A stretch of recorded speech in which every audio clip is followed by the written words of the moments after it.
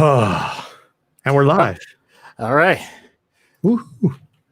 So I don't know if you want to save the drama for off streaming or on streaming or what. You know, sounds like you had a rough week. Yeah, it's been a bit of a rough week. There's some stuff I don't want to put on blast, but that's okay. Family drama, work drama. I was gonna say I'm pretty sure the nation did all the blasting for us. So anything else that we say is really a drop in the bucket. Because I'll admit there's some work drama myself, but part of the work drama was simply taking the time out in the middle of the week to say, what the hell is going on? Yep.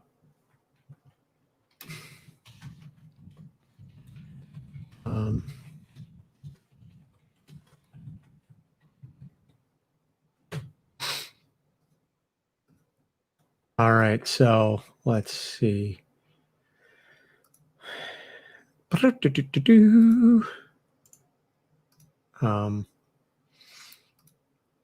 Yeah, it's just like I said, I did some research and I did some reading on this, but good gravy.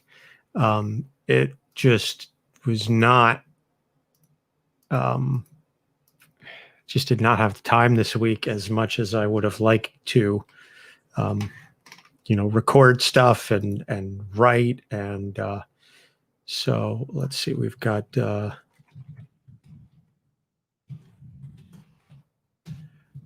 through, because I mean, clones in comics, shit, we've got tons to choose from. Matt had a lot of really good questions, though. I got to pull up his Facebook message. Yay. When he sent me.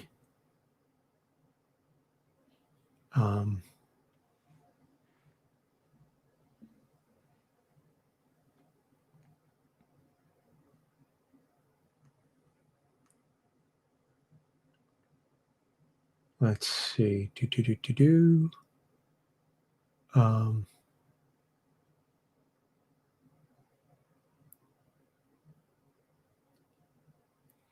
Clones. So,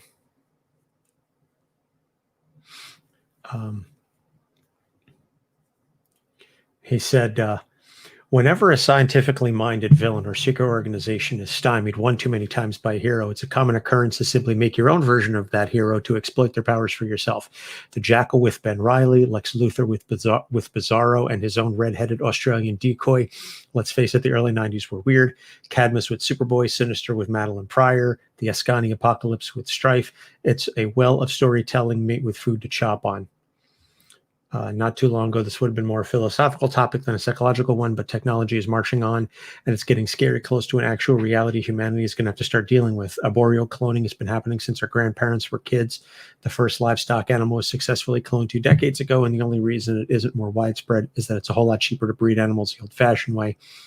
Somatic cell nuclear transfer and pluripotent stem cell research has been going on since we were in college. The first viable primates were cloned in January of 2018. There are companies out there that will make perfect clones of your beloved pets, which the technology exists to make a working, breathing, healthy clone of a human being right now. It's just a question of who's going to be the scientific body that does it first. Like with how fast CRISPR embryonic genetic research, engineering research opened up the floodgates after that rogue team in China announced its success. This is a reality we're going to have to deal with very soon. Bring it back to comics and psychology, the question is 2 ways to approach it. How might a human psyche react to the input that there is another person that is not a sibling, not an identical twin, but an exact perfect copy of them in the world? Particularly if it was done without your knowledge or consent. I think that's something that would just be an absolutely devastating trauma on an existential level. Murder, death, kill, make it go away, devastating. The best example in comics I ever heard of is how I think it would go the ultimate Spider-Man version of the Clone Saga, where Peter Parker absolutely loses his shit and becomes a hyperventilating, panicky mess at the discovery of the first clone of him. And then when he finds 5 more that have all been subject to genetic experimentation, muses aloud how he can't believe his brain hasn't literally just shut off from the stress and how he is in a quivering, gibbering mass rolling on the floor. Superman had, shall we say, an adjustment period with Kal-El and tended to give him a lot of space. Jean Grey, the post-resurrection pre-Zorn Magneto Death one, naturally really does not like being reminded about Madeline, Cable, and Strife for mortal enemies. The other is, how does the news that you're a clone affect you if you weren't aware of it? I imagine it shakes you to your very core the same way the first example, but with the added psychological blow that you're not the original. You're a copy. You're not your own person. Ben Reilly canonically spent 5 years as a drifter trying to come to grips with the fact that his identity, his memories, his experiences were all someone else's. Madeline becomes the Goblin Queen. Strife just flat out won't accept it and is convinced for a long time that he's the original. Bizarro doesn't have the mental fortitude to appreciate it, and Connell just does his best not to think about it too much. The best real world analog I can think of, and again, we're way closer than we think to having to deal with the ramifications for real of being shaken to the core of origins that badly, is finding out something about the family history you've been told your whole life wasn't what you thought it was. One of your parents had a child with someone else that you never knew about, and oops, hey, you've suddenly got a sibling, or one of the people you thought was your biological parent isn't, or you discover you have a child whose mother never told you about them. These things happen, and they're really big deals for the people living through the revelation. What do you do, and how do you adjust? Well, I appreciate Matt basically doing the episode for us. That's really cool. That's amazing. Matt is always really good for like really laying the groundwork for what he wants the episode to be and what he wants the topics. Yeah, to... and sometimes I'll admit I just go ahead and take a left turn, but in this case, because I can't pretend to say I had a preset course, that is totally fine by me. Yeah. All right. So let's see. We've got the Spider-Man Clone Saga, Jean Grey, Madeline Pryor, Superman, Bizarro, Connell, and then you've also got the whole Superboy, like in the death and the death and return of Superman, like is Superboy a clone and stuff. Yeah. And then Superboy also has a clone called Match.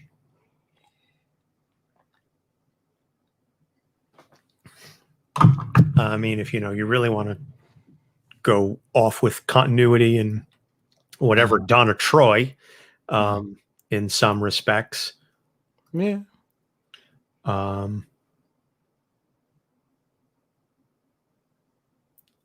Let's see.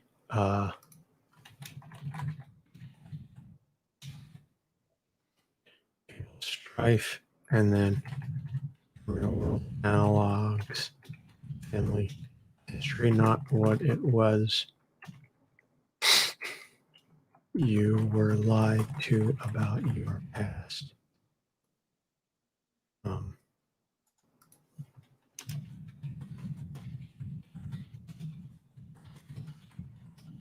Issues for original and issues for the clone. And then we also, while I'm thinking of this, did you get a chance to read Unity? Yes. Okay. Although I'll be darned to say I remember any of the names. Fair enough. We can, pull that up.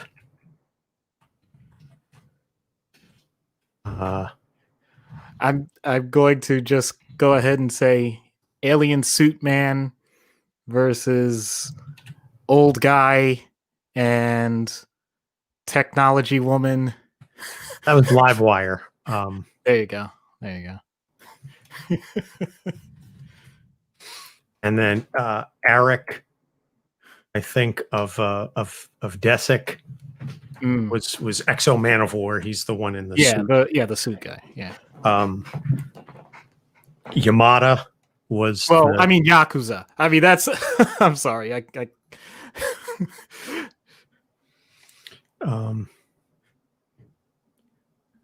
Yes, I did the Archie Bunker thing and just said, okay, what's the most generic things I can recall for these people? Because as much as I enjoyed reading it in the moment, I'd say maybe even 10 minutes later, I'm like, I don't know why. Not their fault. I can't remember these characters' names. All right, so let's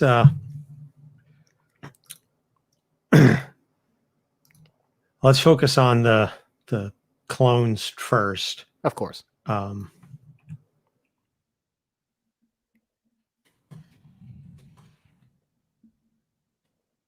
and then let me just pull this up because I honestly don't remember what the next episodes are. So we got clones, Catwoman.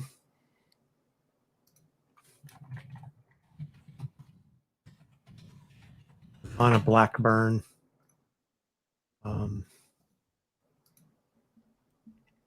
And Superman Red Sun, which is going to be Brian's last thing as a president, because we still don't have fourth. Gotcha. I messaged Amy and I told her, I said, if it's yours, if you want it, but I think we'll mention.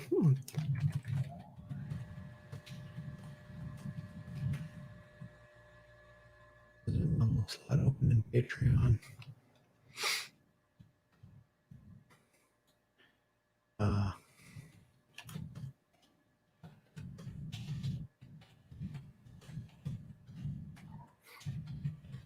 To pick of episodes. I also threw in Jamie Madrox in the of course. Yeah, it makes sense. Because I mean, we did a whole episode on him, but we can certainly revisit that. Yeah, put her there, me.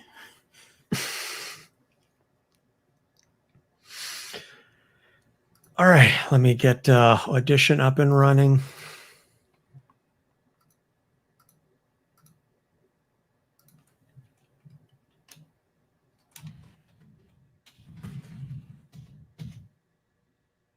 And hope that Theo actually stays asleep through this whole thing. Damn it, I don't want to go back in there for like a seventh time or whatever it is. It's exhausting being the favorite parent. And like I know it's like woe is me and all that shit, but Kat is just as capable a parent as I am. She is just as good. She loves him just as much. There's nothing I do that's any more special or whatever than she can do. But it's daddy. And if I leave the room and he's not ready, it's not just that he calls me. It's daddy. Like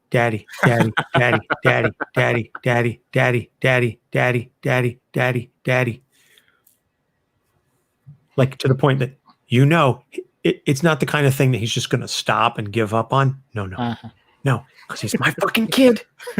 He's my fucking kid, so he doesn't give up. He doesn't give up. No.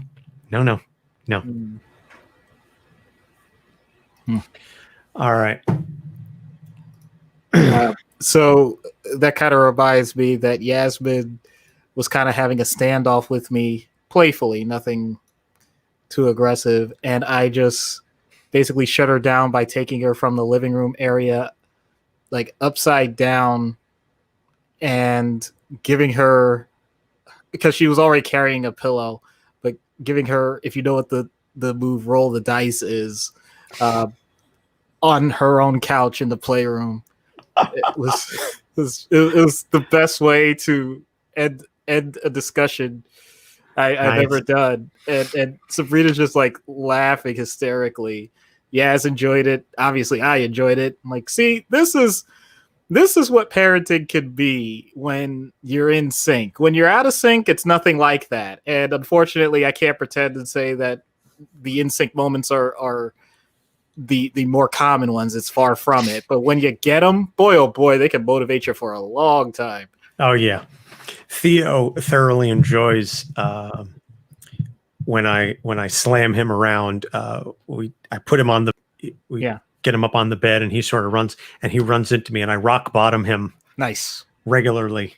Yeah. I cradle his head. Of course. I get it. Snap his neck. Well, no, I recognized I can't do the same move that I used to do because, well, first I had her in position, like from the living room all the way to her playroom, but she is now taller, aka longer. So when she's upside down, her feet like kind of hit the threshold. And I'm like, oh, dang it. Okay, let me drop you down a little bit. But then I realized I'm not exactly short, so I have to like do this weird crouching thing where I'm like, oh God, I don't know if I can hold this position. And then, I finally straighten up again, like, all right, great. After stepping on a couple of Legos, which I guess is God's way of saying, yeah, you probably shouldn't be doing this. Yeah, just, it was perfect. She sold it well. She tucked her head properly. Nobody was injured. It was great. Nice. Yeah, I've also tombstoned him. Of course. There's not a whole lot I can do to him just yet because I can throw him around a little bit more. Yeah. But I can't, do like a full power bomb yet. Right. Or well, see, that's the thing, because Yaz from gymnastics, she's able to tolerate a lot more positions. So, the fact that she can skin the cat herself, like it's just, it leads to many more opportunities for more complex moves. So yeah, that's always a great thing. Nice. I approve. All right, let's get audition up and running. All right, and recording. Also recording. All right, 3, 2, 1. All right, take my drink of water. Checking my levels. Yeah, they're good, the same as they've been. So this should be okay. Just had a thought, by the way. What do you say we do clones tonight, and we just do clones tonight, and tomorrow, because I imagine it won't take that long. Tomorrow night we do the Unity. Yeah, and then this will just give at least I can write it up. Yeah, and then that'll just take like a half hour to review. Yeah. Ruby is going to be our first guest for the trade paperbacks. Surprise. She wants to do Jessica Jones' Purple Daughter. Okay. Which is a Marvel Unlimited digital exclusive, I think so. Okay. All right. So let's get that up and running in that window. And we're ready to go in 3, 2. Hello and welcome to Capes on the Couch, where comics get counseling. I'm Anthony Sitko. And I'm Dr. Issues. This is issue number 106, Clones, as suggested by Matt, our present level patron. Real fast, speaking of present level patrons, there is a president level slot open in our Patreon. So if you go to patreon.com/capesonthecouch, there is a president level slot available. $10 a month gets you your pick, one pick a month for a character or a theme, or basically whatever it is that you want to talk about, and we'll do an episode on it. You send us questions, anything you want to know about a particular character, we will answer them. Our selection is in your hands, and so you get one of those a month. So a slot has opened up, and you can be like Matt and send us awesome themes, or you can be like Ruby and send us off the beaten path characters, or you can be like Ariel and send us Bat Family and Bat Rogues and anything related to Batman or DC. I just want to say that you all may be wondering, depending on when this comes out, because it's been a couple of weeks. Wow, you have a You have a Patreon level slot for president open? No one, tried to overthrow the last president. There was no coup attempt. I swear, this is all legit. Wow, you took it there. Yeah, there was no fighting on that one. This was peaceful situation. Yes, this was they stepped down. It was Brian. Well, whatever. Listen, he has stepped down. He has stepped aside. He has been an incredible supporter of the show, and he's continued to be a supporter of the show, just in other ways. He's obviously, also a longtime personal friend of me and Doc. And he said, you know what, I've been president long enough. Let me let somebody else have the reins. So he's got one more pick that is coming up in the rotation. That's his swan song, so to speak. But then whoever the new president is can step up and start making your selections late February, early March, whenever we get around to actually recording those episodes. But in any case, clones, a fascinating idea we have touched on for a couple of characters based on their history. Matt sent a lengthy, very in-depth explanation, as Matt is wont to do for all of his selections. And by the way, whoever our new present level patron is, you do not have to do this. Matt is just thorough as a human being. It's part of his nature. That's just who he is as a person. It's one of the reasons why we've been friends for so long. And I appreciate that he basically laid out everything that he wants us to talk about, which makes our jobs infinitely easier. But clones conceptually have been around in comics for quite some time. And he said, basically, whenever a villain has been defeated by a hero numerous times, the villain, evil scientist, evil organization, what have you, gets it in their heads, I'm going to make my version of this hero and use their powers against them. And it has been done ad nauseum. Marvel, DC, Image, Dark Horse, IDW, all the major players have used clones throughout their histories to varying degrees of success. And I think it ultimately depends on the writer and the character and just the story that's being told. But there's massive, massive implications psychologically on the characters that we're going to discuss, because you can come at it from two angles there. And we'll get to this later, a little bit later on, but there's issues for the original quote unquote character, and there's issues for the quote unquote clone character, or the second, the repeat, what have you. And so each of them carries with it their own set of struggles and problems. But I think let's talk about one of the most famous / infamous versions in comics, and that is the Spider-Man clone saga. Without getting into too much of it, the Jackal, one of Peter Parker's / Spider-Man's adversaries, decided to clone Peter and created Ben Reilly, and then there's Kane, and then somebody cloned MJ, and the clone saga really just sort of spread out. And the problem was, from a publishing standpoint, is that they had this very originally concise and tight story that they started creating these books that sold like gangbusters, and Marvel, for better or worse, said, well, these are selling like hotcakes. We can't just end the story. We need to drag it out.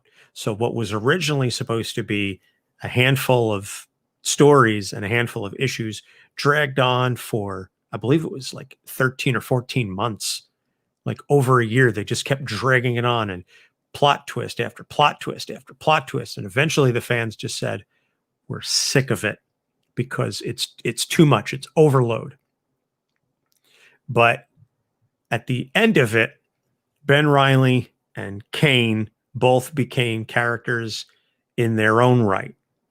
And this was then repeated, I think, in a more realistic version from the psychological perspective in the Ultimate Universe, where Peter comes to find out that Spider-Woman, Jessica Drew, is actually a female clone of him. And then there have been numerous other clones of him. And Ultimate Peter's response is, I don't know how I'm not gone into like a catatonic state over this, because it rocks him to his very core. So let's talk. I could go on and on about the clone saga and positives and negatives, but let's talk about the impact that it has on Peter Parker, Ben Reilly, and Kane. So I'll leave that to you to start. Sure. Well, you already gave the proper introduction to it, and a lot of it has to do from the original. And I hate using these terms, which says something about me, because when you're talking about clones, you're always going to have to come up with a way to separate one from another if it's not an obvious difference, such as by gender.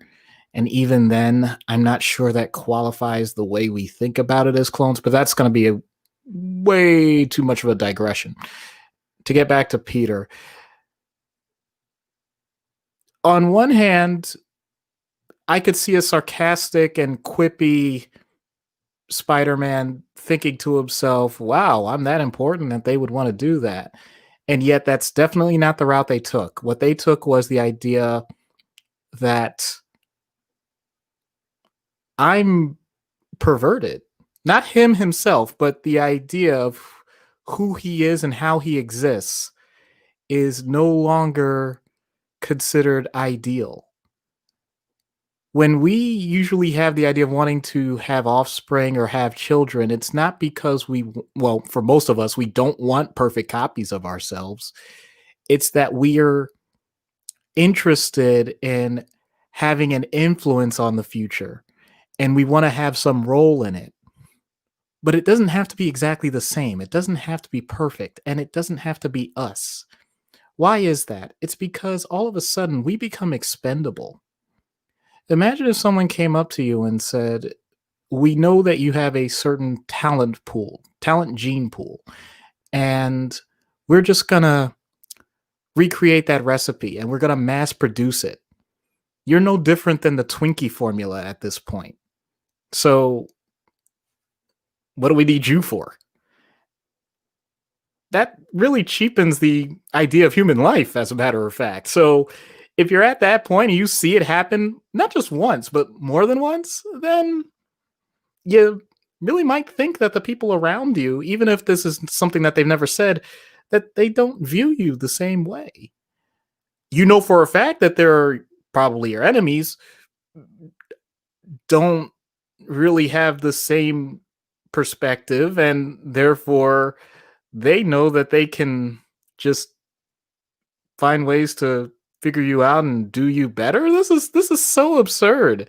And yet these are the logical fallacies that we go through if we have to do the type of introspection that's forced upon us. This isn't a meditation issue. This isn't a retreat issue. This is someone saying, this is you, or at least this is how other people see you. And it's now forced in your face. Deal with it. That's not exactly going to go over well for most people. I don't care how quote unquote well adjusted you are. So that's the Peter Parker side. The Kane side and all of those other, man, this is speculation at this point, because although we may have the technology, there's so much more to this when we say cloning, and I almost feel like I should give a background with that, but I think that would make this a 3-hour episode. But the point being, to be honest, you can't do this in a way that it's a Xerox, using the trademark, copy of someone with the same timeline. We're not there yet. So this really is still a philosophical piece, in the sense that ages and combinations, you're going to still end up with some differences, and you cannot remove the experiences that a person has outside of when they were born or when they were created, because we like to add this pseudo-scientific term, despite the fact that any development, whether it's artificial insemination or surrogate parents or adoption, all of it still involves the process of a human being having an experience with other human beings and the environment and situations that they're placed in. So if the people that are doing the cloning want to recreate exactly that person, in theory, what they would have to do is they would have to recreate every scenario that original person was in. And even then, there's no set rule that says that the person has to respond exactly the same way that they did the first time. That's the Boys from Brazil. Exactly. That's the exact plot of the Boys from Brazil, is they're trying to recreate Adolf Hitler. And they've got the clones, so they all look like Hitler, but they're also trying to recreate his entire childhood so that one of them will grow up to become the next Hitler. It's a fantastic movie. Gregory Peck, It's a classic. Bobby. Sorry. You don't have to apologize. I feel like this is much more of an open dialogue. I almost wish we had a forum for this one because, like I said, what I'm saying is purely speculative. I can't pretend and say that we've had these exact situations. We'll get to more realistic stuff later on. But to get back to the comic side of it, now you have expectations that are thrown upon you. We've done that numerous times, but it's different in the sense that we're not talking about expectations of what a hero in general does or what a villain in general does. This is exactly 100% what we want from you. And now that you've removed the moral boundary of quote unquote raising someone the right way, now you can really screw things up. You can just go ahead and really do that Manchurian Candidate type stuff. You already mentioned a great example, but still, the idea that you just remove those shackles, well, they're not shackles. They're constructs that allow us to live a much more productive, ethical life as opposed to just going down every possible genetic rabbit hole that we could. It's the same reason why you don't have sex in public just for the sake of making a child. It's because you know fully well that two people just getting it on in the middle of the street might not be the best way to go about things, even if it does produce offspring. So why don't we do it in the road? No one will be watching us. Why don't we do it in the road? Man, I don't even know how to continue with that. You know that song. Yes, I know I set it up. It's just, I'll admit, I'm not sure there's anywhere else to go with that. The whole point is, though, that I'm using the Spider-Man clone situation as just the whole point that you're opening up Pandora's box for things that you never had to consider before. And when you have someone who has intense emotional responses to things and takes things very personally, then it isn't just the philosophical general nature of it that is getting to Peter. It's the really intimate side of it that he never wanted to ever think about. And if you want to know why that's an issue, you could look up our quipping episode. But on the other side, the other characters that don't necessarily have that style that Peter Parker has, or at least don't immediately have it, they may not have that coping mechanism. And therefore, they may not have to approach it that way because they have no background to do so. In which case, you're just going to end up with a whole bunch of pissed off people that want to just get everything figured out for themselves. And F you, mom and dad. I just want to do my own thing. I'm exaggerating, of course. But am I really? Because we already know how development happens in adolescence. So imagine having that, but then having it amplified because the person did have a preset agenda and anything that goes against it can literally be shut down. And you are on the expendable side. If the original person is having that existential crisis, imagine I hate to say it, the conveyor belt side where they really are treating you like that product. That's one of the most in-depth analyses of the Clone Saga that didn't actually get into the comic storyline that I think I've ever heard. No, I'm saying that in a good way. That's why you're here, is to offer that kind of analysis. I'm sure maybe somewhere, because the story's been out for like 25 years at this point, which is just hurts my heart, by the way, that it's that old. But I'm sure somebody somewhere talked about the implications of cloning and what that meant on Peter and Ben and Kane. Spoiler alert, one of the things that we are going to say for the recommended reading at the end of the episode is to read the Clone Saga. If you can stomach the whole thing, there's some parts of it that are really, really good. And then there's some parts of it where you just go, you could have cut this. This didn't need to be its own thing. But that's kind of comics in general. So then another famous / infamous version is Jean Grey and Madeline Pryor and everything that went on with that. And if you want a little more of the history and some of the behind the scenes thoughts on how that all went down, you can listen to our interview with Chris Claremont from the New York Comic Con episodes. I believe most of that is a Patreon exclusive.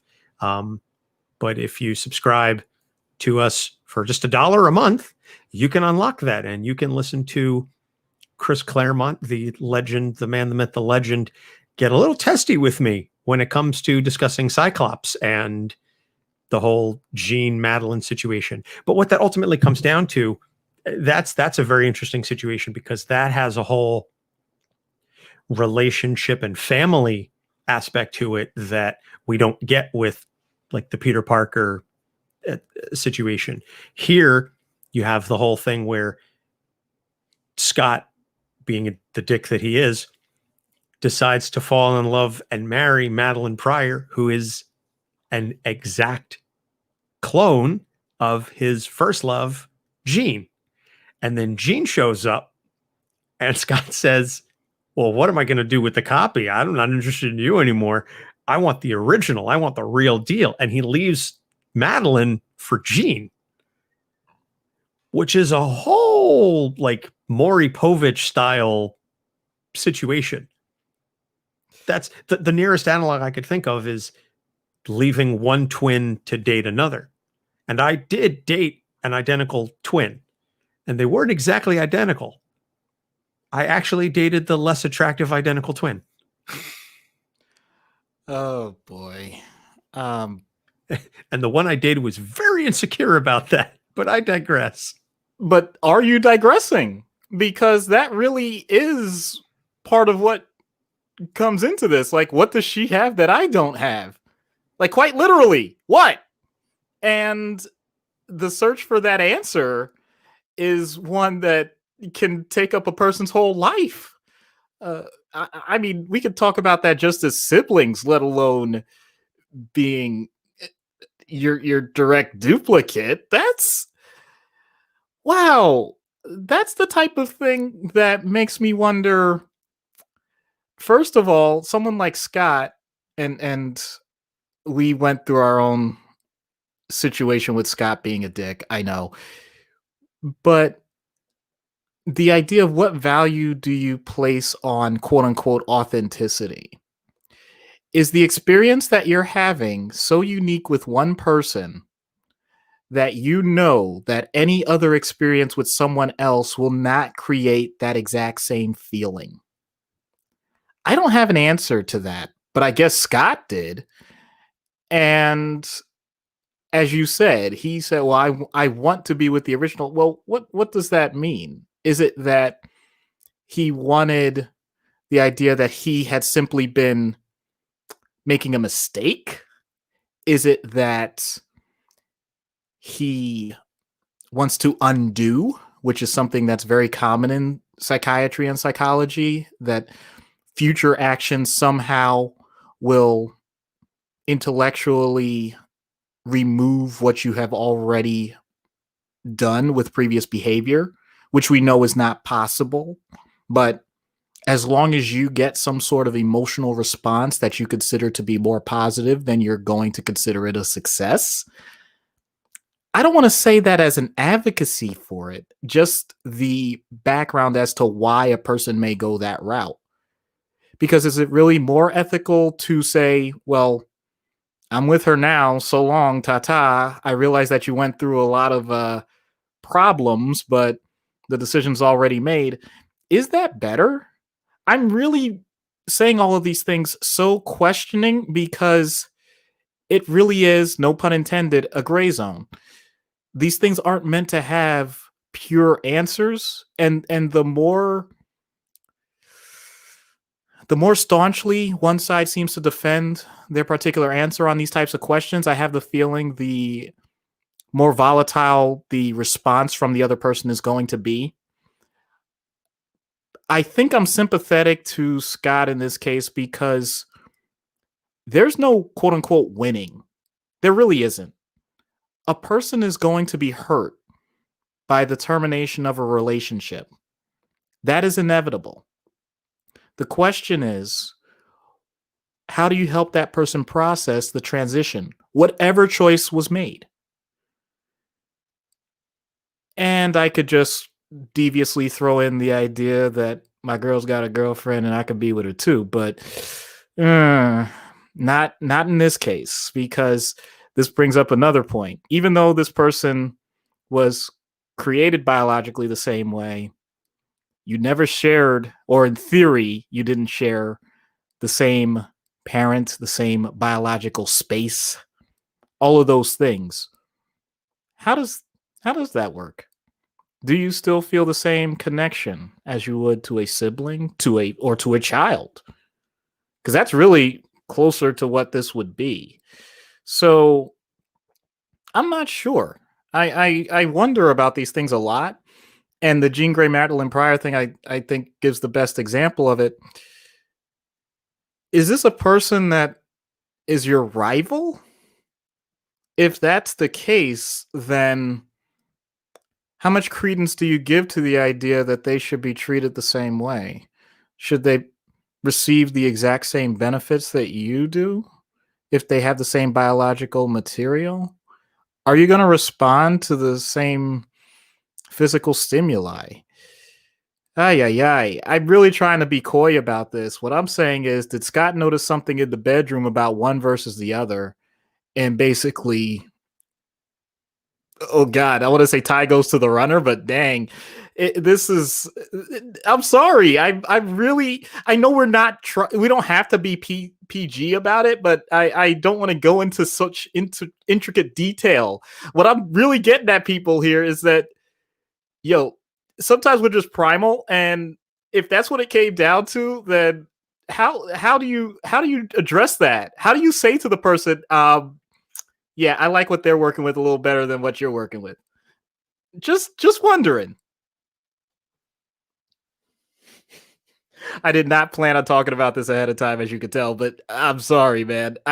You can't tell me that you've been with two different people that are clones and then you pick one over the other and that's it? Come on. Wow.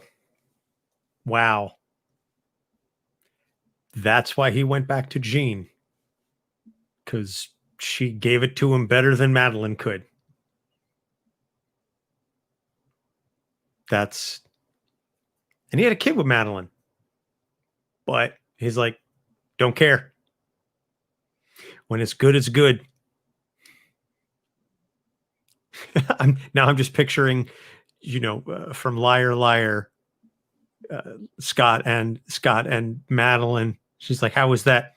I've had better. Proving once again, Scott is a dick. So we've talked two Marvel characters. Now let's talk Superman. And Superman, by virtue of being Superman, there's been a couple attempts at cloning him, and two wildly divergent versions are Bizarro and Connor Kent Superboy. Let's talk Bizarro for starters. Bizarro is depending on the version in the story, he's a clone or he's the polar opposite, but let's just work with the clone but opposite, because I just think it's a fascinating story. He has to be the exact opposite in every single way of Superman. And so if Superman has to save everybody, Bizarro has to kill everybody. If Superman has to rescue a cat from a tree, Bizarro has to throw a dog in a lake. I don't know. It's just like whatever the opposite is. And I know you, being the DC guy, much more so than I, you've got more experience reading Bizarro stories, but I just think the character, just the concept is fascinating, but just the struggle of having to deal from Bizarro's perspective, the struggle of having to deal with being the opposite of someone, particularly the opposite of a paragon of good and virtue like Superman, has got to be exhausting, if nothing else. Well, I think this goes back to something that I'm going to reference where some people might get this and some people may not. Even though the biology of it is wrong, it still gives the same feel. Anyone that's familiar with the original Metal Gear Solid on the PlayStation, you got all the dominant genes, I got the recessive ones. Like, well, first of all, that definitely is not how genetics works. But the point that was intended was we start with the same base, and any opportunity that there is to switch what is available, you do it. So Bizarro may be the best manifestation of that. Specifically, the manifestations of the consequences of the cloning process that doesn't go the way you would expect, because we are not perfect at this process. But you don't have to go to comics for that. Do you remember? I'm not doing this as a quiz, just in general, even if you don't remember, the actual sheep that was originally cloned? Dolly, do you remember anything about that? I mean, I remember some stuff. I believe we were in high school when that happened. Around that time. The reason I'm bringing it up, though, is because that sheep aged rapidly. That sheep did not have a normal sheep lifespan, and it had to do with the telomeres at the end of chromosomes and how it wasn't accounted for in the process. Well, that's a simplification. It's not that they weren't accounted for. It was just simply the acknowledgement that they did not have the ability to say, oh yeah, we know that they're going to be the exact same length as they always are when the adult animal is finally at its expected age. But just one basic thing like that threw off everything that was expected. So from a comic book standpoint, it's not that far off. It would be more likely to end up with Bizarro situations than it would the so close you can't tell the difference except in bed situation that we just mentioned with Jean and Madeline. But anyway, to get back to someone like Bizarro, now you have a situation where I'm going to focus mostly on Bizarro's view because Superman's view, once again, kind of speaks for itself. Bizarro's view is much more initially very childlike. If you're telling me that I'm Superman or I'm supposed to be like Superman and I'm doing things, then his logical leap actually is originally, therefore I am Superman. These are Superman things. It doesn't matter if they're opposite or not. So his point of view is your logic is invalid because I'm Superman. It doesn't matter what the difference in the behavior is because I already carry that biological material. So from that standpoint, not to mention the fact that he could kick your ass, I don't know how you're going to argue with that. There's plenty of logical ways to argue with it, but you're not going to get anywhere with him. And even trying to do it is just going to make him more angry because he's incredibly reactionary to things. So that's one side. As he matures as a character, though, you could definitely tell that he knows that things are not exactly the way that they were expected to be. And he goes through the full gamut. I equate Bizarro's arcs to the Hulk's arcs if you don't have any experience with the character. There's a lot more magic involved, too, but I'm not going to get into that. Not to mention the backwards talking or the double. They're not double negatives. They're simply negatives. And the way you have to talk to him if you want to say something, you have to make sure that you're using the negative version of everything. But that's no, I'm not going to, I was going to throw it away. I'm not going to throw it away. That's the whole point. The idea that he's developed a system that is so unique to him that it works with his powers and everyone has to recognize it because they can't process anything with him any other way. So he actually ends up in a situation where he is incredibly, dare I say, respected. He's at least acknowledged. Because if you don't, you end up with worse results than if you just flat out said to him, Bizarro, you're acting ridiculous. So he's taken the idea of being the quote unquote knockoff and elevated it to an art form. So from that standpoint, it's the ultimate survival technique. Superman doesn't have to do that because he's, hate to say it, he's Superman. He's already in that spot. So he may have some of the similar initial responses to someone like Peter Parker where he's a little weirded out, but it's not going to go much further than that, only because, once again, he's Superman. He sometimes has that Smallville mentality raised by his parents, but there is also that Kryptonian Kal-El, you are kind of the chosen one situation where he does put himself back on that pedestal. And I'm not saying that in an arrogant way, just more like, well, if this is just part of the things that people are going to continue to throw at me or society in general, then I'm going to have to find a way to roll with it. And he actually does start incorporating it. At one point, he has Bizarro in his own area where he can do whatever he wants and it doesn't have to cause harm. Then that breaks down, and then he has to make sure he actually secludes himself to master the art of Bizarro talk so that he can have conversations without getting into fights. He does what he has to, and he takes it in stride, which I guess is a part of what Superman does. I'm just gonna, I know it's clunky, I'm just gonna add in the whole Con-El Superboy thing and all of that, because that actually is the closest thing to reality of what cloning would be. What we've talked about so far is how heroes deal with the idea of other people that are like them but are adults like them, as opposed to how do you deal with the fact that someone is being groomed and developed to be you but still clearly is in their childhood or in their adolescence and they're learning to be you. Not that the other characters didn't have that, but they weren't presented that way. And to be honest, most of the times in comics or in media in general, that's not what we do with cloning. With cloning, we're talking about this is the adult version of you, the exact same way as they would picture you, and what stories can we do with that, as opposed to this is how we're developing someone, because we do not have the temporal ability to say, all right, I want a fully formed clone tomorrow of me. We do not have that. I want to make that clear because I don't know. I shouldn't take for granted that everyone realizes that. No, we do not have that. So sometimes when that's presented, people think about Drosophila, fruit flies. That was a quick one. Well, that's because Drosophila time periods are days. It's much different. You got to keep that in mind. We're still talking about human timelines here. And if we're talking about human timelines, if I said someone has a clone of me right now, I would say, oh, really? What nursery are they in? That's what we're talking about. So it's much different. Superboy comes closest to that.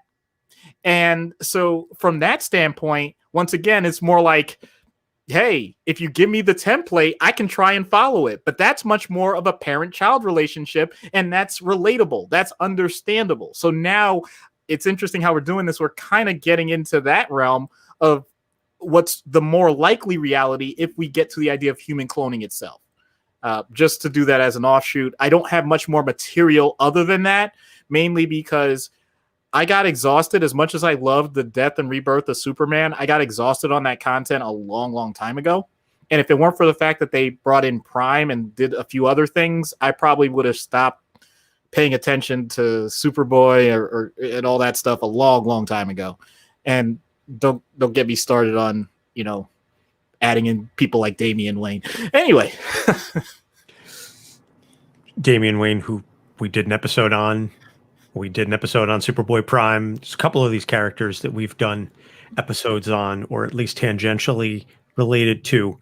And so going back to the Marvel well, then another example is Cable and Strife. And so Matt, in his summary, basically said that Strife, Strife just flat out denies that he's a clone. Strife said, no, I'm the original. He's the copy. That's a different take than we see a lot of times. And we're going to get into some of the more broad-based notions for originals and clones later.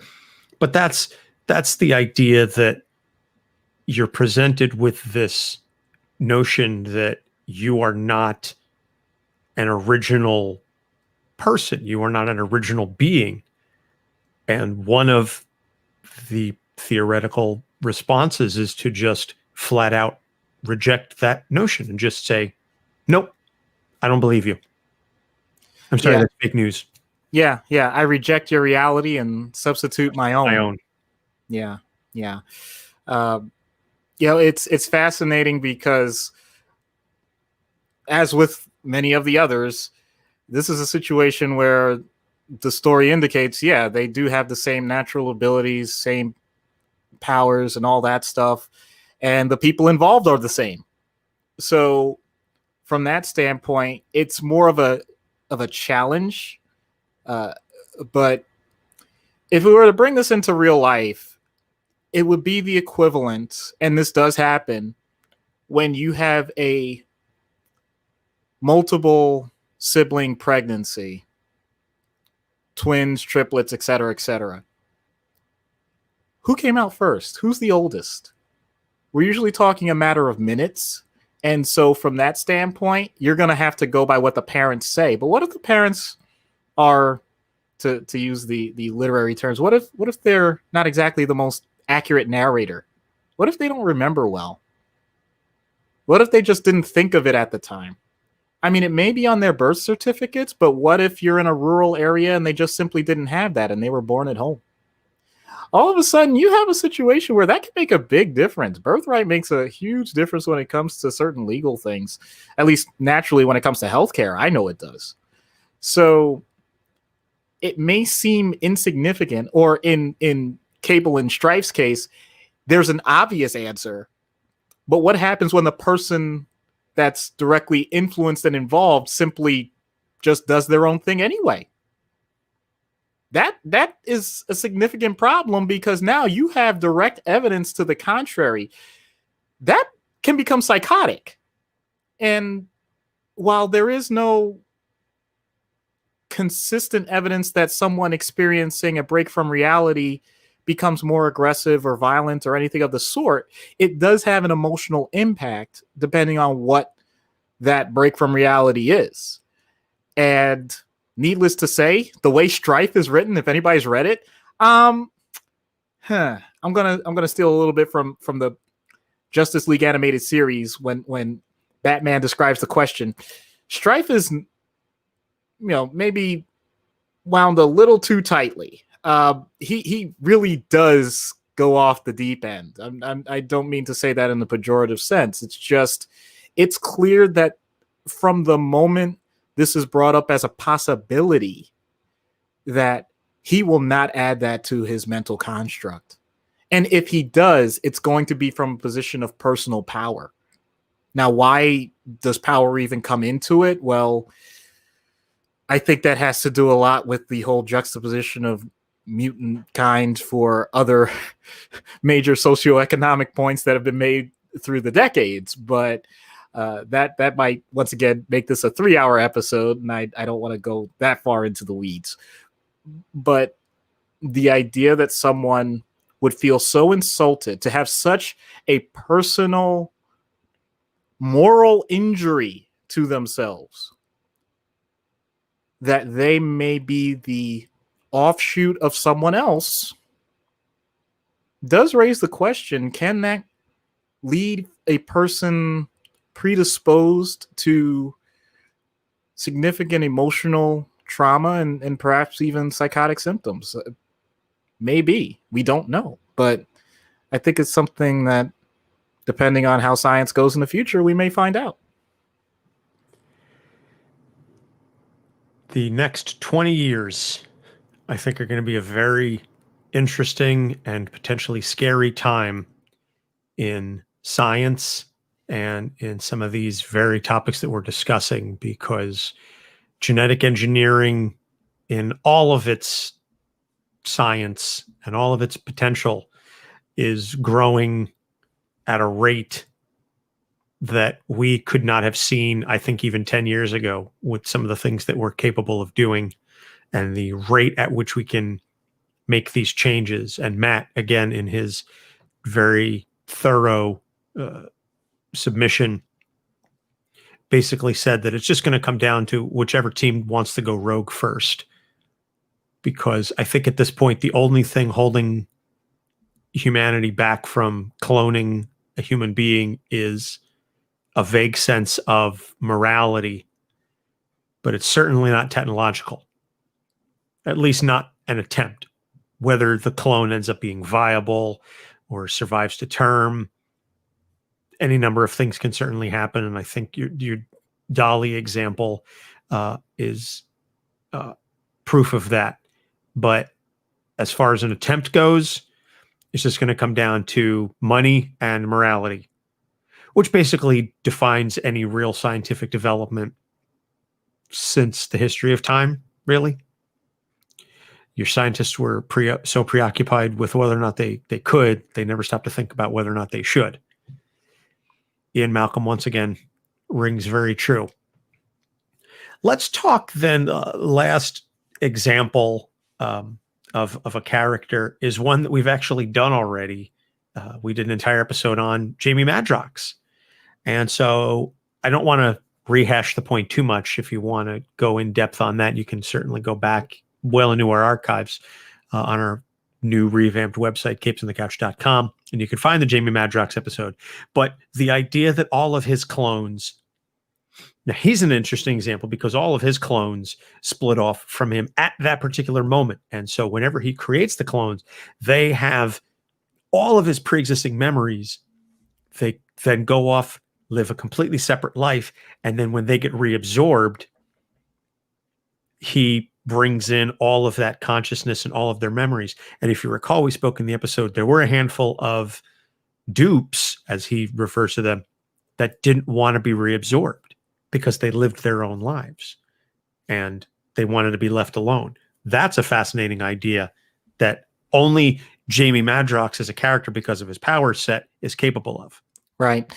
So I think we've come full circle. We go from the idea of the naive, okay, well, you can make clones, so here's a clone of you, to, well, we know this situation isn't perfect, so even if we try and create clones, there are going to be some things that go wrong, to, well, what is the timeline with cloning? We know it's not going to be exactly equal, so we're going to actually have to look at the whole lifetime progression of people and the transitions, because they can be decades apart, to now the idea that, quote unquote, we got it perfect. So now, no different than copying a file from one computer to another, you are now copyable.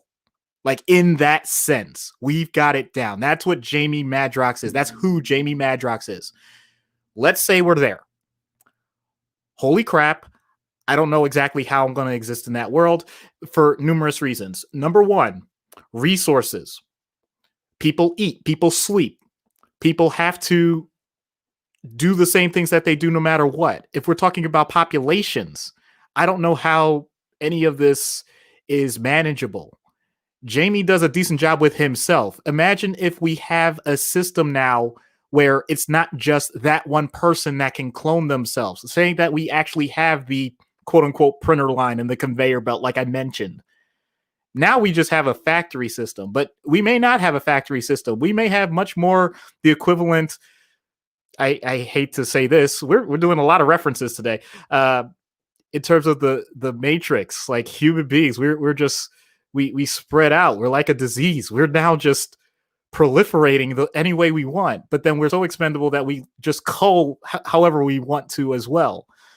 But we also have the system down, similar to how physicists have described when we talk about the idea of teleportation in Star Trek.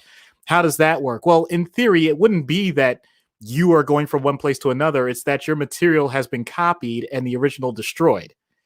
So if that's what we're talking about, we have everything down to that perfection, then I'm not sure how we keep track.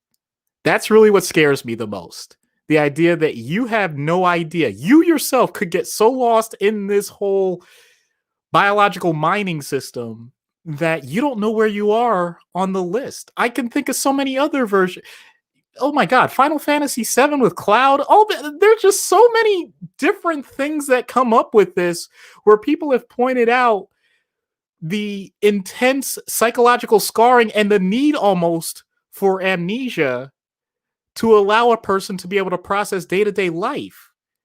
I don't want to have the idea that I have lived millions of people's lives already and have to filter and process through that on a regular basis. I just want to brush my teeth in the morning. No, that type of culling, that type of psychological shutdown that we do on a daily basis anyway to make sure that we focus on one task and another. Correction. The idea that we have to focus on one task at a time is incredibly important. I know we talk about multitasking. We are task switching. We don't truly multitask. We can do it with split second decision making processes. We do it rapidly, but it's still switching. We're going to tax that system if we had to deal with it this way. I don't know. I may have said all of this already in the multiple man episode. If I did, I apologize for repeating myself, but maybe that's because there's only one of me. I can't imagine if there were 500. God help us all if there was more than one of either of us. I think the world would be a great place with a handful of you. If there's a handful of me, we're fucked. Oh, that's okay, because if there were a handful of me, you wouldn't know where they were. They would all have their own little points of the globe that they only have like one emergency distress signal. Boy, I'm really giving away too many of my secrets, aren't I? The doc signal. So the last sort of things that I want to discuss, and I don't think it's going to take us too long because I think we've done a good job in referencing all of the individual characters, but just the idea that for the originals, in all of these cases, finding out that there's another of you, that has got to be a mind screw on such a ridiculous level. I don't even know how to wrap my head around that conceptually. And again, I think that was done very well in the Ultimate Clone Saga, where Peter's like, I shouldn't even be able to speak right now because of how crazy that is. So I mean, is there anything more? I mean, I made a note and I'm just going through our notes, but as you can tell, after having, listened to over 100 of these episodes, we have general ideas, but we don't script things out fully time, in advance. So is there anything else that we can add about the fact that it's just a complete mind screw to find out that there's another of you floating around somewhere, regardless of what age they may or may not be at? Yeah, there are so many ways I think that can go. Oh boy, there are so many ethical concerns as well, because I know our original intent with this was just talking about real life analogs of who's your family and all of that, but I'm thinking more of the Henrietta Lacks situation when it comes to cancer development, cancer research. And I apologize. I'm going to kind of bow out in the sense that I'm not going to go into the full details of that. I think people are intelligent enough. You can read that for yourself, because that's a whole different diatribe that from a personal standpoint, I don't want to get into. The only reason I'm bringing it up though, is because it's directly relevant to the idea that your biological material is you. It's a part of you. And if it does good in the world, fantastic. But at the same time, I'd like to freaking know about it. And I'd like to say that, I had some control and had some say so. So we already discussed just the idea of the existence of someone else. How about the idea of the existence of someone else against your will? But then now that person, and yes, they are a person. I know that's something that's come up in ethicist meetings. They have their own agency as well. Heaven forbid that person wants to connect with you and they want a relationship, and you have to be realistic with yourself and say, do I? There's no mandate in life that says that you have to be friends or close with everybody else that you ever come across. We've had that discussion numerous times. Even if it's someone that has significant biological similarities to you, but no other contact, no other emotional constructs up until that point, you have a choice. You have a choice as to whether or not that person now is a part of your life or not. You have a choice as to if you want to directly be involved in that. Is this a cordial thing where you just happen to make sure you know where they are and you know their existence and that's about it? Or is it like, hey, I want to be your mentor on top of that? Or, I actually feel like now I have a moral obligation to make sure your life goes as well as it should, almost once again as a family figure. There's no right or wrong to this. And that might be the scariest thing, because heaven forbid, what if that person views it the other way? They say, oh, no, no, no, no, no. No, no, no. I am a part of you and you better recognize it. And if you don't, I'm going to have a worse life because of you. Like there are so many variations that this can happen with anyone that's either found out a family member that they didn't know about exists, or I'm going to actually relate something. So I actually have had genetic testing in terms of 23andMe, and it does give the option for family information. And I made mine very limited, but it still happened that a person located in Cleveland, Ohio, biologically is a second cousin, but was adopted a long time ago, and simply asked me by my real name. Like, hey, are you such and such? And I gave the basic information I could, and they were very thankful, and that's all I heard, because they weren't really pursuing beyond that. They were just trying to flesh out their biological family tree. It could have ended there. For all I know, they could have looked up, hey, you're a doctor. You must have, a whole bunch of money. Let me see if I can ingratiate, myself towards you and see if I could milk you for all it's worth because we're long lost family. Whatever. I'm making that up. I'm saying not the 23andMe part. That's true. But I'm saying these sorts of things can go all sorts of different directions, and all of them are emotionally valid. They're all totally understandable reactions. What the next step is, I have no idea. That's what makes some of these situations so fascinating. There's nothing to say that you can script out. You just deal with it in the moment. And when you do deal with it in the moment, you make sure that you have enough people in your corner to help you process it. But we'll get into that in the next section. Yeah. And so then the last bit, and I hate how, I don't want to say disjointed this is, but I feel like this episode is just, here's the issue and then you talk. Here's the next issue and then you talk. But there's just so much here to mine from a psychological standpoint that I don't want to miss anything. So I apologize if this episode is coming across a little more just boom, boom, boom, boom, boom than some of the previous thematic ones, but I want to make sure we cover all the bases. The issues for the clone then, and like I said, we talked about it with Strife, where he was just this flat rejection. But how else would you come to terms with the fact that you're not an original, that you are not who you thought you were, regardless of what? Which coach was that? They are who we thought they were. That's Dennis Green. Dennis Green. They were who we thought they were. Yep. What happens when that's not the case?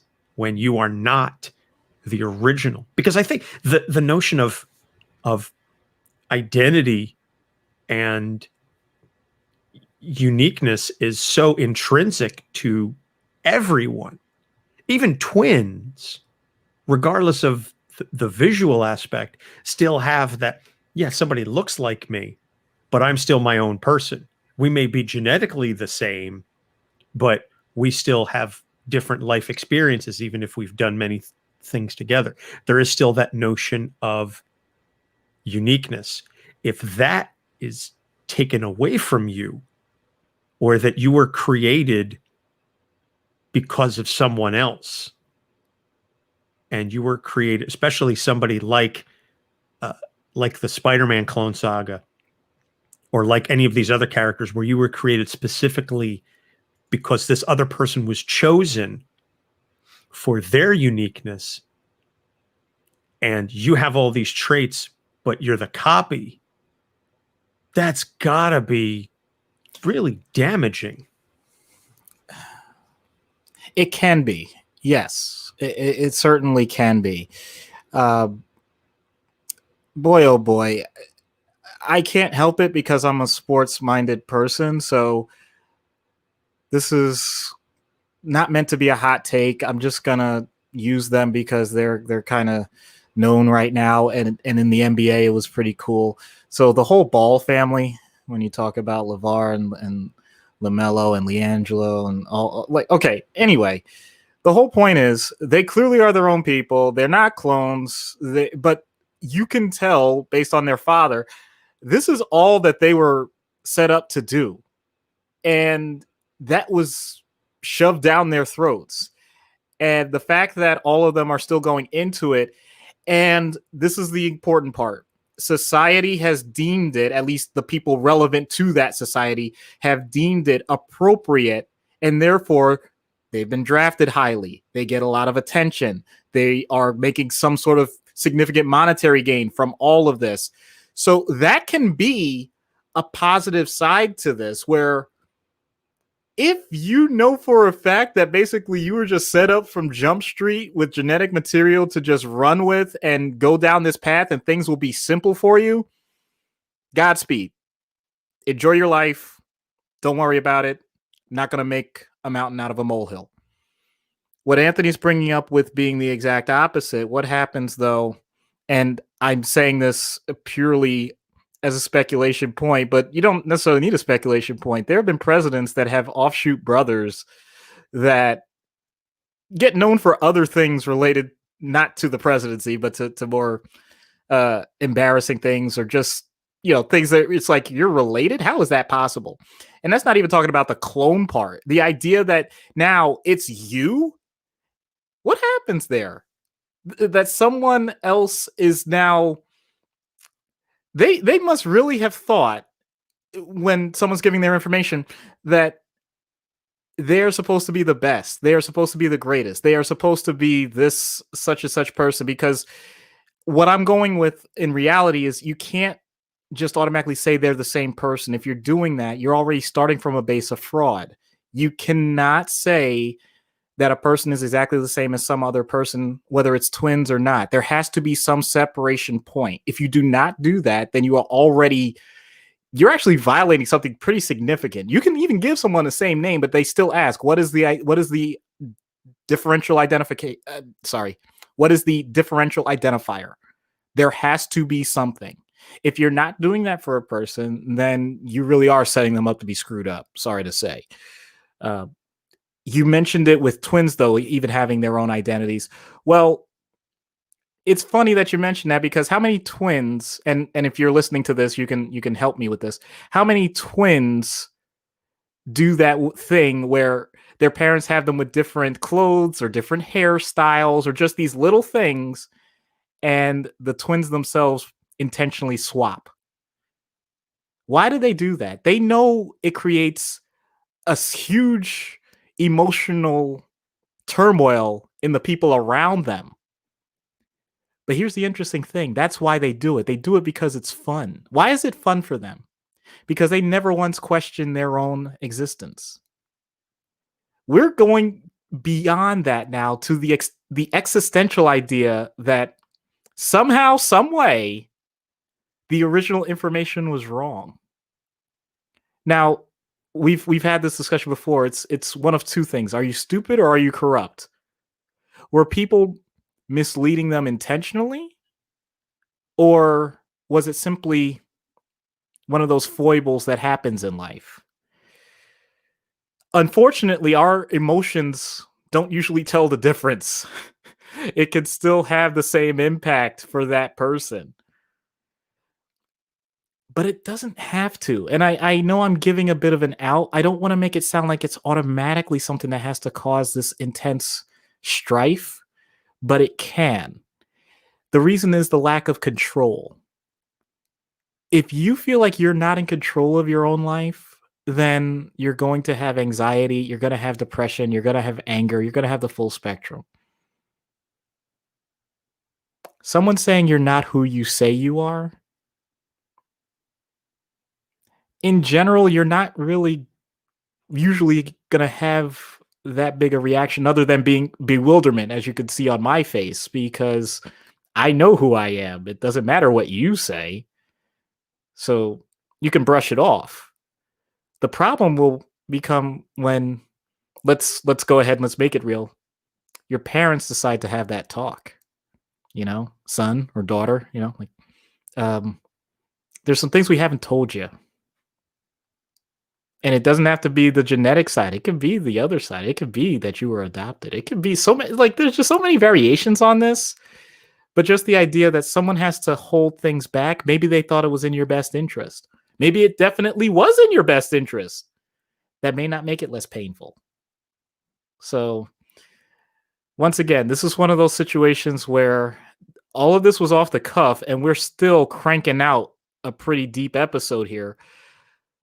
If I give more examples, if I keep going with this, man, we're gonna end up doubling the length of this. So I think we need to cut it off, not because I don't have more to say, but because it's pretty obvious, and there are whole massive organizations to discuss this on a pretty heavy basis to make sure that we have the proper ethical rigor about cloning, that we don't bring these regular routine things that happen in basic families about siblings, offspring, and et cetera, twins, triplets, all of those considerations, that we don't bring all of those things into cloning automatically and just mess up the world. Well, I was going to say that I know we can go on, but there is one more area that I do want to address, because we've been talking so far about all of these comic characters, but there's a whole host of real world analogs that we can definitely go into. And I just want to, I want to make sure we cover our bases, because I think this is, our listeners can take all that stuff and then apply it to the scenarios that we're going to address here.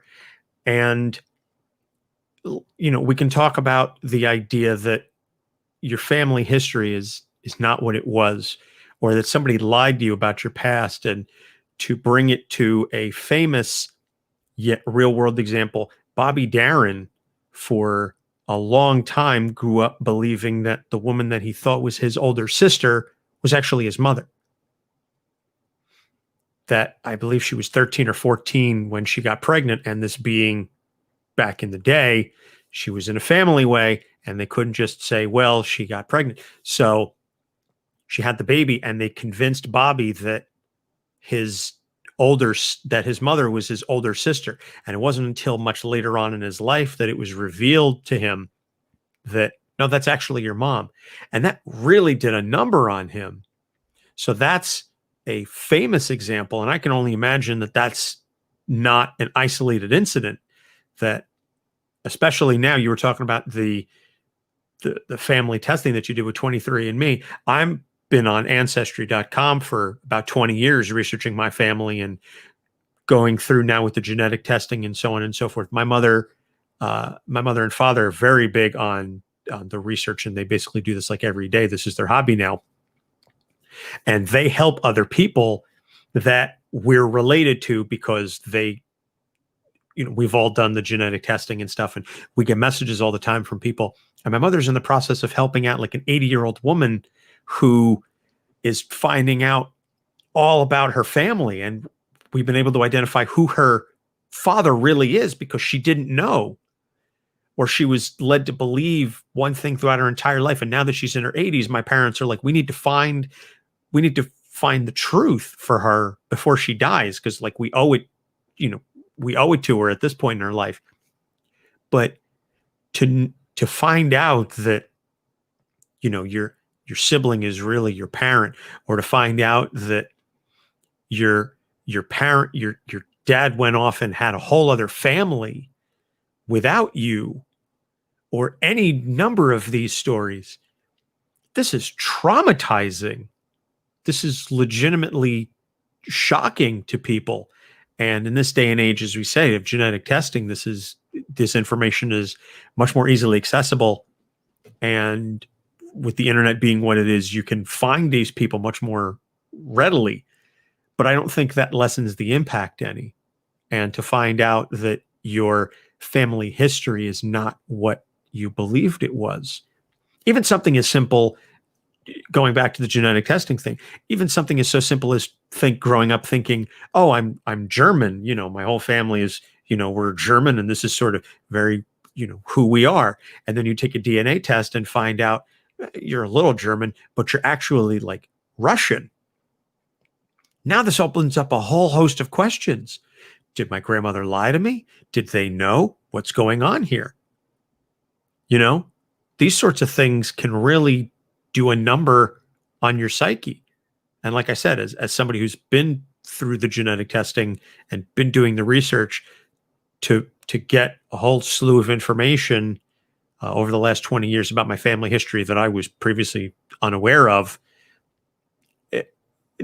I won't say it's very shocking to me personally because it didn't necessarily disrupt my sense of identity, but it still made me question, okay, well, what were these stories I was told growing up? Because we weren't playing with a full deck, or we didn't have all the pieces to the puzzle, so to speak. Yeah, it's one of those situations. If you're going to use that analogy of needing to have all the pieces or playing with a full deck when it comes to any game, I think it leads to the question of how are you playing the cards? You can only play what you're dealt. So, man, oh man, this is the type of heavy thing where if you're not careful, you will potentially wreck a lot of things. You'll not just, I know you and our job is to focus on the psyche, but the whole point of the psyche is not just for yourself, it's for the relationships that you have. And this can alter a lot of the relationships that you have. As you said, what if it really was a secret? What if one person intentionally was hiding that information, but then because it was a type of information that other people needed to know, everyone else believed the falsehood. So you weren't the first person to hear it. You just ended up being the person finding it out. What if the person that was hiding it was otherwise someone that really was supposedly the person that knew everything? Now the question becomes, once again, are you stupid or are you corrupt? And by I'm saying that colloquially. I don't mean like, are you unintelligent? I'm saying, let me change it then. Are you naive? Did you just simply do this in a way that you thought was going to be beneficial and it wasn't? Or was this a situation where, heaven forbid, it was a dark family secret that you were told as a young child? If you tell anybody else about this, the family is going to have significant negative impact because of ethnicity, because of race, because of criminal background, because of a lot of other things that maybe generations later we wouldn't ever know. And what if that information is the information that's lost to time? What if nobody has that information now? Now all of a sudden that person is a pariah in the family because they withheld information and they've passed on. Now all of a sudden, if you find out later because of archives of different materials in their attic or whatever, you actually find out there's a really good reason. Now, do things have to change again? Do you have to change your entire mindset about that particular person that was withholding the information? These are all things that people actually do go through in their families, and it's not my place to say. Once again, of life.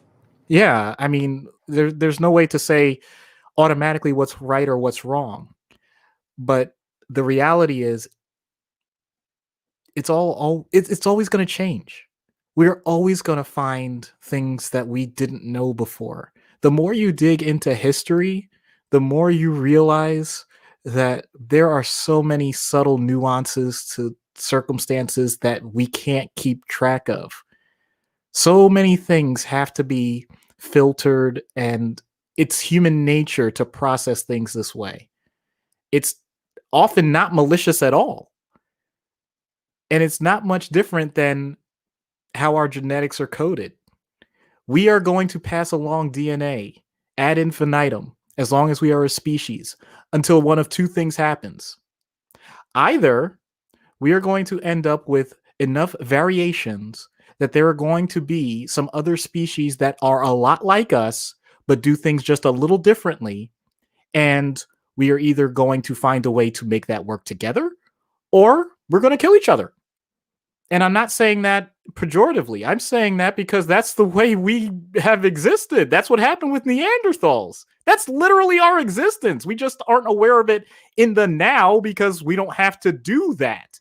And hopefully, and yes, I'm saying that selfishly, hopefully that is centuries or even millennia from now. So we don't have to worry about it. But if we start doing cloning and we start allowing for an increase in those adaptations to happen at a much more rapid pace, oh boy, now we might be introducing something else that we hadn't considered before. What if we're just going on to the next man or woman or whatever, and we're doing it at a breakneck speed that we can't see because in evolution, breakneck still means hundreds of years. So I know you said that the next 20 years are going to be fascinating, and the next 2,000 are probably going to be illuminating, and neither one of us are going to be around for it. But to bring it back to the whole family point, we are never going to know the truth. That's a scary thing to say. We know what we've been told, and we know what we've told ourselves. Lots of people can work on the first part. Nobody can work on the second part. Well, I don't know that we've done an episode, thematic, character, or otherwise, where we have just hammered so many points, just one right after the other. And yet we still haven't technically discussed treatment. So we're going to pause for a quick break. We get back, we're going to discuss potential treatment for in and out of universe in a somewhat expedited fashion so as to not drag this on any longer than it has to be. So stick around. We'll be right back. Oh, shit, man. Oh, yeah. Wow. Yeah, we've been going on, the recording is going on an hour 15. Oh, wow. And we haven't even gotten to treatment yet. Yeah. Don't worry. And honestly, I'll just say it ahead of time. We don't have to do in universe versus out of universe. It's just this is thematically. Yeah. So yeah. All right. In 3, 2, and we're back. So in an effort to speed things up, and also because this is a thematic episode, we're not really going to go into in universe versus out of universe. We'll focus more on treatments for the originals and treatments for the clones. So I'll let you start off with the originals. For the originals, the best construct we have right now is in terms of family systems. So the idea would be, how comfortable are you with the idea that there is a human being in this world that a lot of people are going to attribute to you, and you didn't have much of a say in it? So an example would be, you find out from Maury you are the father. That's an example. The processing of unexpected but major biological family-related events can lead to significant anxiety and depression. So the focus, first of all, is don't lose your sense of self. In other words, I bring it back to the basics of CBT. So antecedent, belief, and consequence. In this case, antecedent. Last time I checked, you are who you were yesterday. The belief that we have to find is still a black box. The consequence is you now have this other person you're aware of. And what do you do with that? So if the original belief has to do with, I think the information is wrong, then we're dealing with like kind of the strife situation. Like, ooh, okay, we may have to be a little more intense. There may be some medication involved because you're going to have to get back into connection with the reality, with the information that you have at hand.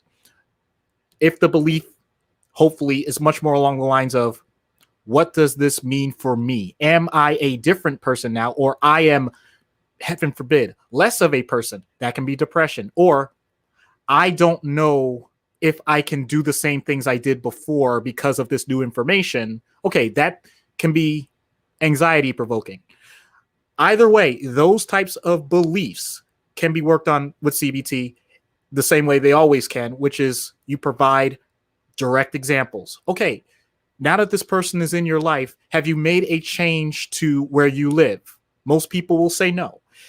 Are you making a change to your job? Most people will say no. So you're giving the reality, once again, that you're grounding. That can be a very simple technique. What if, though, the person wants to be more involved with this other person? Now that's much more involved. And now you really do have to go much more into potentially more of a psychodynamic realm, or a family therapy realm, because you're going to incorporate that person. That's a different story. And I'm not going to get into the details of that, but you can kind of see where that would go, because now you're actually doing much more interpersonal work. To flip it, you're the clone. Okay, once again, the original idea. If you're going from a base of no knowledge and finding out new information, then that's a shock to the system. That's a trauma. It doesn't have to be a major trauma, but there's a good chance that it may be. If that's the case, then once again, the question is, what are you doing with the information at hand? If your belief is now, I cannot be the person that I was, then the question becomes, are you willing to find out what that person is? You actually have some homework to do, because that usually comes with the idea that other people had expectations for you. And here's the shocking part, the idea that you can reject other people's expectations and still have a whole sense of self. I know I'm making it sound really simple and really short for the sake of the episode, but holy crap, is that a lot of work? That's the type of thing that takes months. That's not something that comes easily, because usually there's this anticipation of obligation towards others that doesn't necessarily have to be there.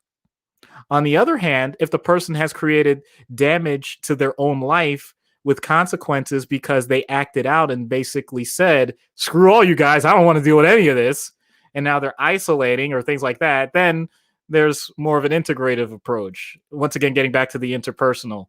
The world is not meant to be lived completely on an island.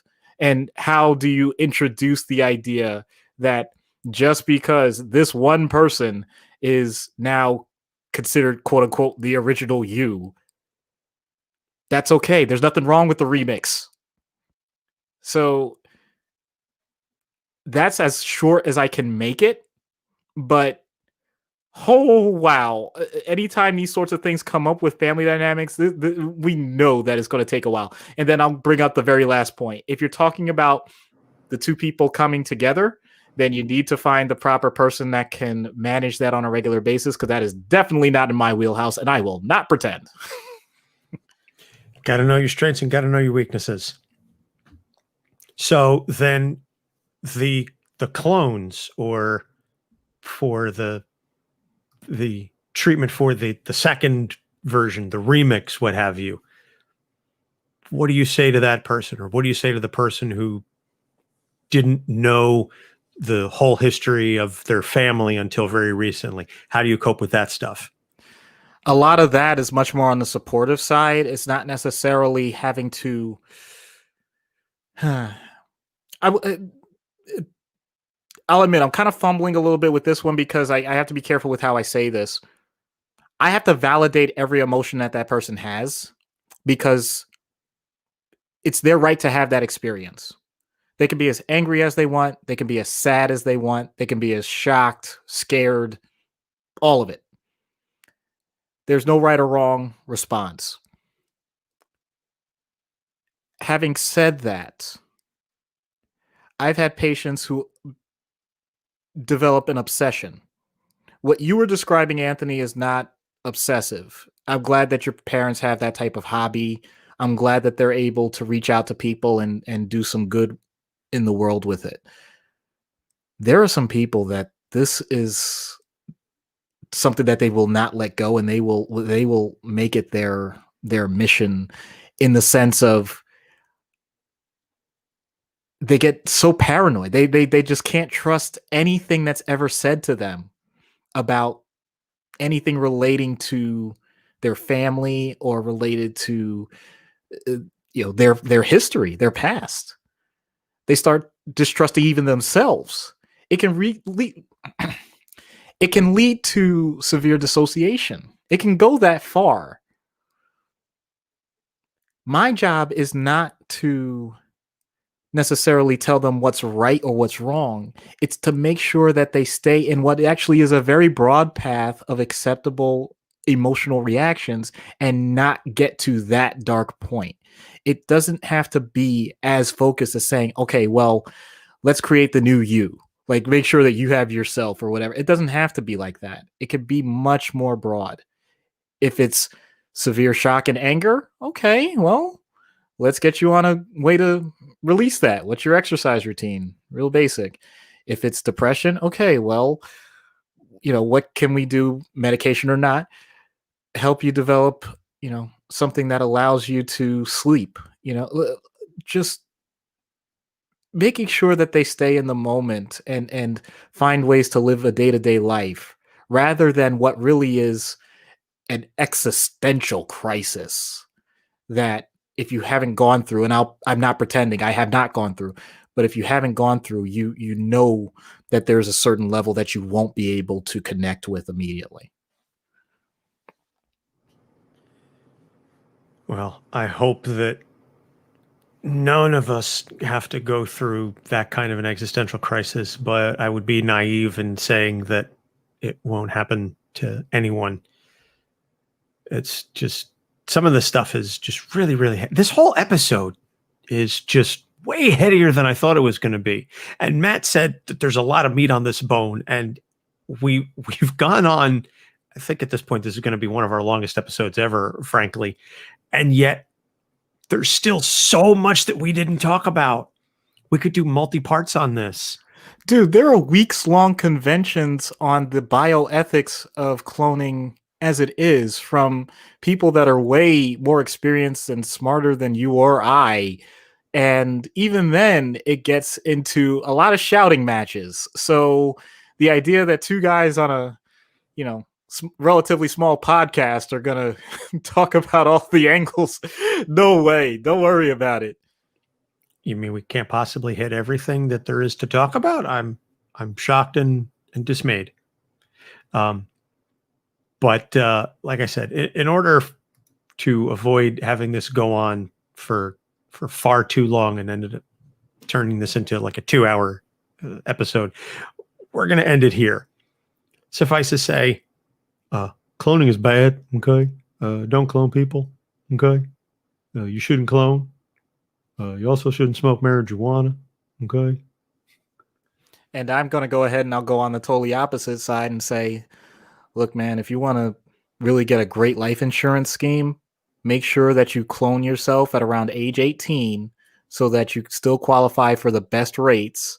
Make sure it's on yourself and, just let that one person know in their hidden area that nobody else knows about where that policy is. And, they can enact it as soon as you, off yourself, but don't let anybody know, because that way you get the money and the next clone just multiplies it. And, in about 2 or 3 generations with nobody ever knowing it because they're the perfect clone of you, you're sitting pretty, dude. Wow. And I think sometimes that I could be a super villain, but I'm grateful that I use my powers for good. That is straight up Lex Luthor villainy type shit right there. That is beautiful is what that is. It wouldn't even qualify as suicide because the person is still alive. Wow. I am in awe of you, sir. I am in awe of your brilliance. That's... Oh, you thought I was joking about those nodal, other doctor issues in different locations? Oh, I'm sorry. No. Okay. Oh, wait. Hold on. Let me just... I apologize. I'll kill the joke. I'm really no, not... It's a joke. Everybody knows it's a joke, man. Dude. Nowadays, I really am being careful. Oh, come on. I think even our listeners know that you're full of it. If you thought for a nanosecond about doing that, anybody out there, you are not alone, and help is out there, and you're not alone because of the cloning. That's it. That's my pun. That's my pun. No word puns. That's it. I'm done. There you go. There you go. So, recommended reading then is read the Clone Saga if you can stomach your way through it. Read some of the Jean Grey, Madeline Pryor, Cyclops stories, as wacky as they are. I would say read the Death and Return of Superman. It's a great story, and you can read more about Con-El, Superboy. Don't call him Superboy. Connor Kent. Yeah, don't call him Superboy. That's a bad idea. And read Whatever Happened to the Man of Tomorrow, because Bizarro doesn't have a big role in it, but he's in there, and I think it's a very good version of the Bizarro character. But it's Alan Moore, so it's going to be a good, compelling story. So next episodes are Catwoman, as selected by Ariel. No surprise there. Levana Blackburn, as selected by Ruby from a series of books. So we're looking forward to that. It's a little bit off the beaten path, but I've started reading, and it's a very interesting book so far. And Superman Red Sun is Brian's last pick as a present level patron. And he's going out with a bang, because I love that story and I cannot wait. We can just dive right in on that one. There's a whole host of characters, a very self-contained story, which I love. There's not a whole lot to talk about, so we can just, give the summary and then just dive right into the issues, because it's a very self-contained story. And so then, as we said at the top of the show, there is a present level slot open. So patreon.com/Capes on the Couch. You can subscribe at the $10 level. Somebody unlock that, and you can pick a character every month, or a theme, or whatever you want us to do an episode on. You let us know and we'll do it. You can find all of our episodes on our website, our new revamped website at www.capesonthecouch.com. We are on Facebook, Instagram, and Twitter at Capes on the Couch. And we've got a TeePublic site, which you can now go to capesonthecouch.com/merch, and that will bring you to a link to the TeePublic site. So it's much easier than having to go through the whole teepublic.com/user/Capes on the Couch, yada, yada, yada. So that's going to wrap it up. Doc already gave us pun, and this episode is dragged on long enough as it is. And at the risk of repeating ourselves in an episode about cloning, for Doc Issues, I'm Anthony Sitko. Thank you for listening. We will see you next week. Yeah, goddamn, my episode is my wave is an hour 30 as it is. Yep. So it's a good thing we're not going to record the Unity tonight, because it's already after 10 o'clock. Yeah. I want to see if I could catch the end of the Washington football team in Tampa Bay. Yeah, I'm rooting for Washington, because I feel like I have, because I hear you. Fuck the Bucks. As a Panthers fan? No, I know. I mean, fuck Tom Brady? Because of my dad, I got a soft spot, even if they're a rival, That's true, yeah. Washington. And they did have the best record. I mean, I wanted the hilarity of the Giants getting in at 6-10, but still, I'm like, yeah, don't do that. Plus Washington has Taylor Heineke, a former Panther. Like, what the fuck? Taylor Heineke starting for Washington, hosting a game in an empty stadium. Yep. Hosting Tom Brady as a Buck. Like, somebody tweeted, like, if you said this a year ago, people go, what are you on? Yeah. Can I have some? Right. All right. So I'm going to end the broadcast. Yeah. Missed you at